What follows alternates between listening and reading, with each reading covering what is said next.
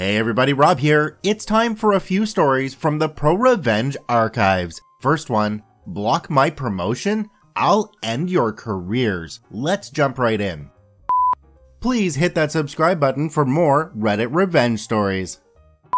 So, I served as an EMT in my community and have been at this particular department for the past 10 years. I currently serve as its first lieutenant. Now, the next rank is deputy chief. This is something I had been working towards for years. Years of training and experience brought me to the point where I'm eligible for this rank. Not only that, but I'm coming up to a military review board hearing where my community service is going to be a factor in if I'm approved in upgrading my status and being eligible for ROTC and re-entering the military. Holding the rank of deputy chief would certainly be a plus to the board. Now, the current chief and deputy chief happen to be married. The deputy chief has, in the past year, had back surgery. It's been discussed that due to this, she probably shouldn't continue on in her position. She would abstain from real action for 2018 and allow me to take her place.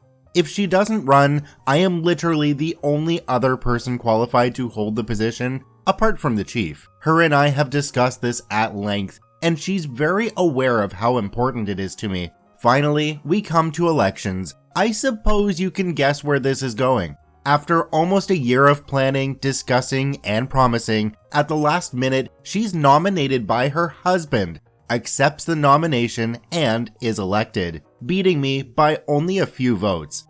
I sat there fuming. The chief and deputy chief wouldn't even look at me. After as much as it meant to me, the help it would have given me with the military board, the years put in, they f***ed me. I was going to get them back, so I started looking for dirt. After about a month, I found my smoking gun. I'll save you the long and boring story of how I came to find this, but I will say I looked through a great many call reports and talked to the right people. Remember when I mentioned the deputy chief had surgery? Well, she was on disability from her paid job at telecom company for several months. Also, being on and collecting disability there, she couldn't ride the squad. Well, I found reports where her name was present, over and over, but the strange thing was, some reports had her signature as I know it, and others were clearly forged. Where I live, in order for an ambulance call to be billable to insurance, the ambulance needs to be staffed by 2 EMTs.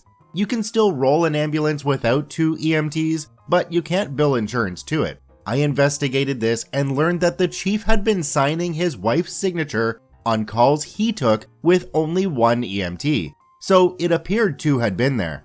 The dates, however, coincide with when she was still in recovery, physically unable to be there. Additionally, I learned while she was still recovering, she did take a number of calls while still collecting disability from her desk job at the telecom company. Not only was her husband the chief committing insurance fraud, billing insurance by forging her signature, she too was committing disability fraud. There was evidence for days. I had what I needed. The revenge. I met with the department attorney and presented my evidence. Together, we contacted the State Department of Health, whom governs our ability to bill. We contacted our billing company, and we contacted Deputy Chief's employer. Both the Chief and Deputy Chief's EMT certifications have been suspended, pending outcome to the DOH's investigation. I'm told one or both will have their certifications revoked. Deputy Chief has been terminated from her job for defrauding the company on disability. Deputy Chief must pay back every dime she collected from disability whilst she was on it. They have both been terminated from our department. This has also resulted in my promotion to acting chief until a special election next month, which I'm the only one qualified to run for chief. The dominoes are still following, but they are both looking at criminal charges. The fraud amounted to over $40,000 worth of billing to insurance companies. Her disability paid her over $60,000. I do feel a little bad, but at the end of the day, no one forced them to commit fraud. As was mentioned in the comments, I'm amazed somebody would commit fraud for so little. If I'm gonna commit a fraud, it's gonna be more than a year or 3 worth of salary. On to our next story, how one missent text dismantled an entire sorority hierarchy. Let's jump right in. I was a member of a PHA sorority in college at a large Midwestern university. My group of friends and I were not exactly the sorority type, but we had a really great time hanging out. Sorority life is pretty boring for the most part until my junior year, when the executive board consisted of all the girls that didn't like my friends and I. They didn't like that we went to towny bars, they didn't like that we were a little grungy, and they thought that we were a bad reflection on the group. Whatever. That year, I was in more trouble with our sorority e-board than I've ever been in my life. I was fined for wearing a denim jacket to formal chapter under the no denim clothing rule that is meant to prevent girls from wearing jeans. I was fined for missing a chapter meeting to go to the hospital with a friend. They claimed I wasn't excused because I wasn't the one who was injured or sick, even though I drove her. I was fined for drinking at formal, later taking back because I was over 21, etc. It became pretty clear they were trying to wear us down and make life so miserable that we would quit. The final straw came during our big charity event for the year. It's an all-night food event where we sell tickets and serve food to people on campus. We held it at the sorority house, and all of the girls are required to work a 3-hour shift that evening. I went and did my shift early along with all the e-board girls. The early slot is really sought after because you can still go out and party that night. I did my shift and left to go do karaoke with my friends. The next day, I get an email saying that the e-board wants to see me. They call me in and claim that they're going to fine me because they didn't see me working the event and that I skipped out. I tell them that I worked the first shift and that my friend who did sign-ups can confirm that I signed in and worked the event. They claim that they don't trust her because they know we're friends and they think she's covering for me. In fact, they won't take any of my friends' word for it because they think they'll lie for me. Then I tell them that I worked the same shift as them and that one of them had to have seen me there. Nope. I'm told that they're going to recommend me for suspension for lying about my philanthropy hours, among other issues I've had all semester. At this point, I'm pissed off. I'm in my apartment scrolling through Instagram when I see one of the girls in my sorority has posted a photo from the event where I'm clearly pictured in the background. Great! I'll take a screenshot and send it to the president of our chapter to prove that I was there. I get nothing back for a few minutes until suddenly I get a text from our president. I'm expecting an apology, but what I got was so much better. She'd screenshotted my text and sent them back to me by mistake, thinking she was sending them to someone else. In it, she was trashing me to who I can only assume she thought were other e-board members, calling me a bitch and saying that it didn't matter because they'd get me suspended for something else. Well, I said nothing and instead took screenshots of those and immediately emailed them to our national office. I included all the bullshit fines I'd been hit with over the semester, the photos proving I was at the event they claimed I didn't attend, and the bitchy texts that proved they'd been targeting me for months. I hear nothing further from our e-board about my looming suspension. Our next chapter meeting rolled around, and our president and VP were nowhere to be found.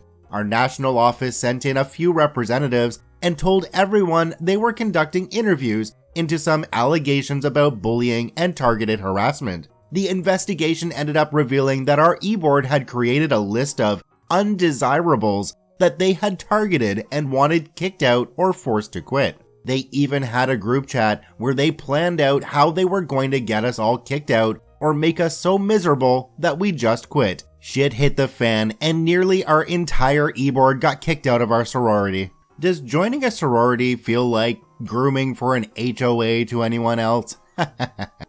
On to our next story. My mom is very good at her job and uses her experience to get revenge against a negligent semi-driver and their company. Let's jump right in. First, a little backstory. Back in 2008, I got a convertible PT Cruiser for my birthday. Yeah, a bit stupid sounding, but it was cheap, super dependable, great condition, and it was a freaking convertible. I definitely enjoyed the heck out of that car during the summer. My family did too, which is where the start of this story comes into play. My parents love to take cruises around in the car. They'll go to all sorts of different places, take the dog, and make a nice morning or afternoon out of it. Well, one day back in 2010, they were driving on the interstate with my sister and dog in tow. They end up behind a semi with a flatbed trailer and big stacks of parts strapped down on the top of it. Imagine whitish, shiny metal beams, but smaller. Well, secured would not be a good term to describe this load, because those parts fell off the trailer and right into the path of my parents. They described the scene as chaos. My dad, driver, was swerving around the road to avoid falling pieces potentially going through the windshield. My sister was squeezing the dog for dear life. Pretty much a whole lot of chaos. They finally managed to stop on the side of the highway. The family is terrified, the dog is freaked out, and the car is in terrible condition as a result of being hit by and driving over metal beams. The worst part, the driver kept on going, didn't stop, didn't pull over, basically left the scene of an accident with the load still not secure. Here's where the ProRevenge comes in, and I mean ProRevenge. You see, my mom is a buyer. A buyer is the one responsible for coordinating prices and purchases of materials for manufacturing and construction companies.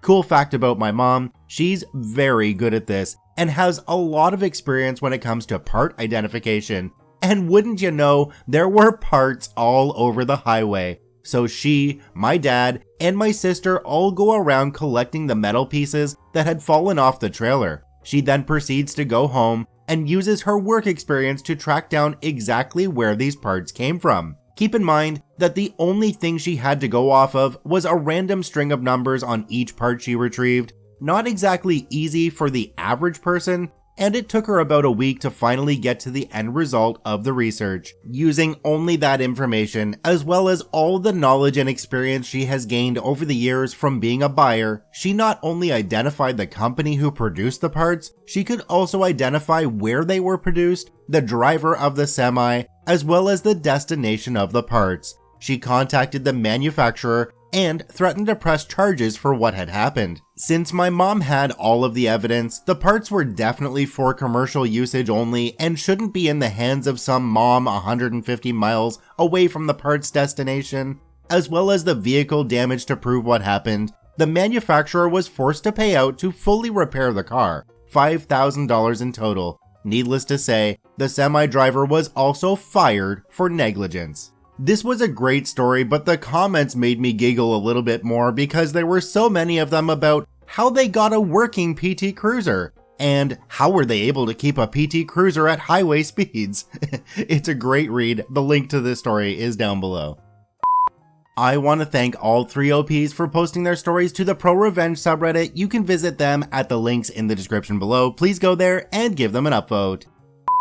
Shit hit the fan and nearly our entire e-board got kicked out of our sorority. Shit hit the fan and nearly our entire e-board got kicked out of our sorority.